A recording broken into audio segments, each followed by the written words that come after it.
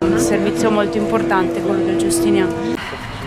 Dicono sempre che non hanno soldi, che non riescono, non ci sono medici, non ci sono infermieri, però non fanno niente per trattenerli, no?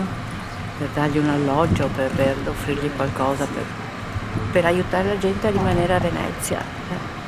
Perché c'è una territorialità, c'è sempre stata a Venezia e comunque è sempre funzionato, deve funzionare, come anche quello del Lido.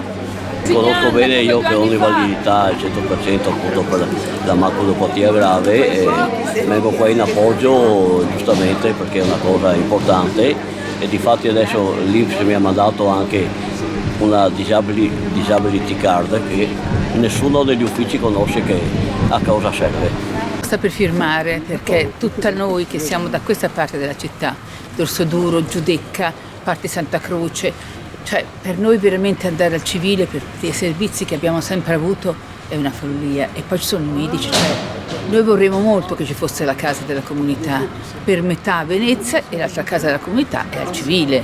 Poi il civile ha tanti altri servizi, però io spero molto che questo nuovo governatore capisca le nostre esigenze. Il vecchio non l'aveva capita e chissà se il nuovo è capito.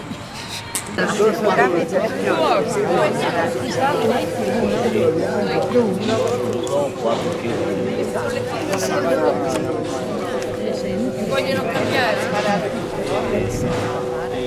Ecco qua, grazie. Quindi dovete far fotocopie, cioè è nel vostro interesse, abitiamo tutti qua, se no le Il nostro sogno sarebbe che si facesse una casa di città qui. È il terzo anno, allora la Regione Veneto nel 22 ha fatto una legge che volevano chiuderlo. È il terzo anno che raccolgono le firme e però continuo a pensare che cioè, si può fare il ponte di Sicilia, ma a Venezia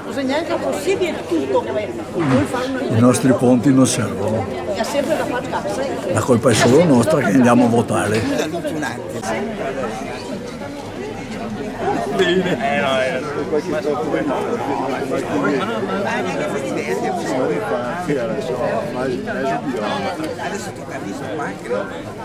Buongiorno a tutte e tutti.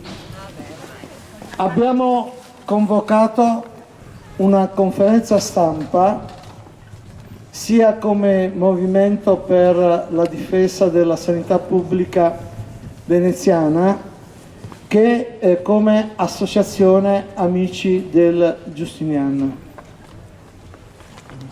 Per quale motivo la conferenza stampa? La storia è un po' lunga, cerco di essere sintetico.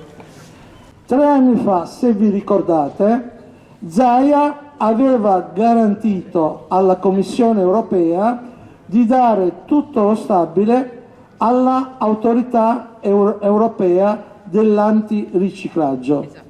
Ci opponemmo e riuscimmo in modo tale che anche il Comune di Venezia, tutti i consiglieri, decisero di votare un documento per cui si dava l'incarico alla giunta comunale e al sindaco di far sì che tutti i servizi territoriali rimanessero all'interno del Giustiniano.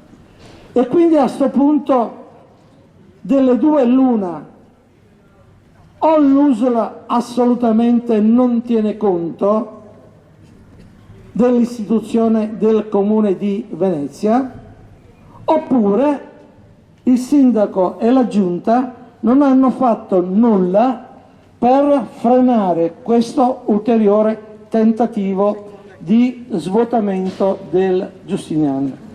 Perché parliamo di svuotamento? Perché ormai è ufficiale. Vogliono attivare un'altra Cassa della Comunità, come è corretto.